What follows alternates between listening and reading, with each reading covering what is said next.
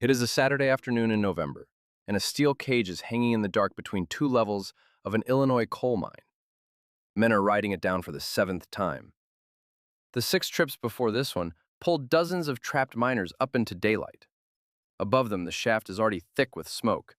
Everything now depends on a man on the surface counting bell signals, knowing exactly when to raise the cage. Hold that cage in your mind. We are going to come back to it. But to understand what is about to happen inside it, you have to go back a few hours, to a town that believed this could never happen here.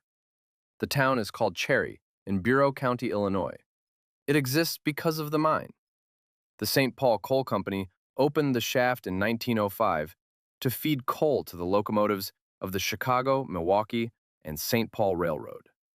By 1909, it was considered one of the most modern mines in the country, wired for electric light, and promoted as safe. The men who worked it were mostly immigrants, heavily Italian, and many spoke little or no English. Some of the workers were boys, a few as young as 11. They were not paid by the hour, they were paid by how much coal they brought up. The mine ran in three veins, each deeper than the last, joined by two vertical shafts about 100 yards apart. The stairs and ladders inside those shafts were made of wood. Remember that. That Saturday, close to 500 men and boys were underground. So were about 3 dozen mules. Here's the small, ordinary thing that started it. Earlier that week, the mine's electricity had failed.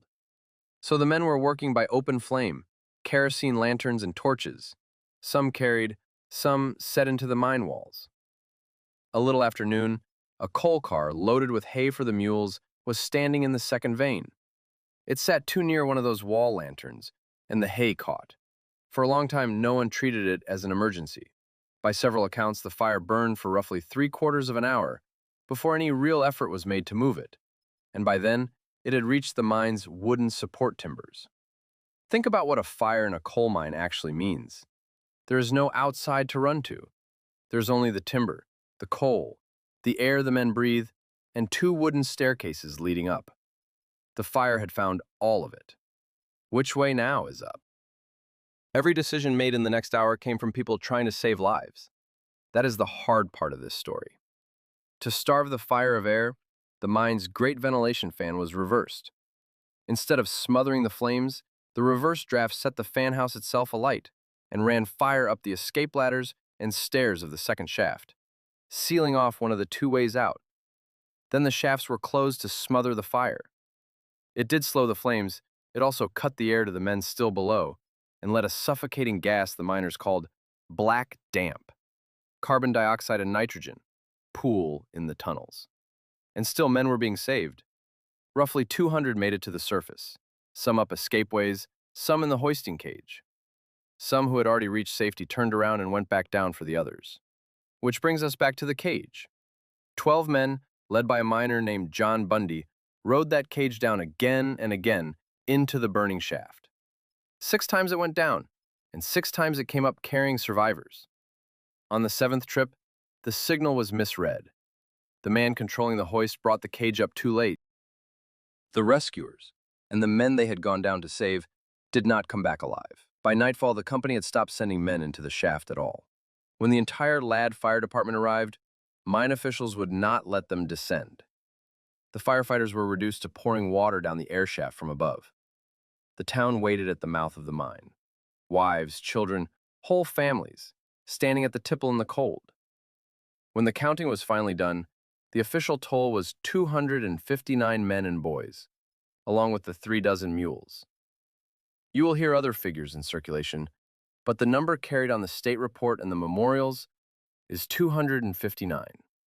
It left, in one small town, more than 100 widows and some 500 fatherless children. That was the image you saw at the very start of this video. A cage between 2 levels, in a town that had run out of ways down. But it is not the end of what happened underground. Because 8 days after the fire, deep in a sealed-off section of the mine, a rescue party found men still alive. 21 of them. In the first hours, they had built a makeshift wall to hold back the smoke and the black damp, then moved deeper as the gas rose, drinking from water that seeped out of a coal seam. They had no food. They had been walled into the dark for over a week.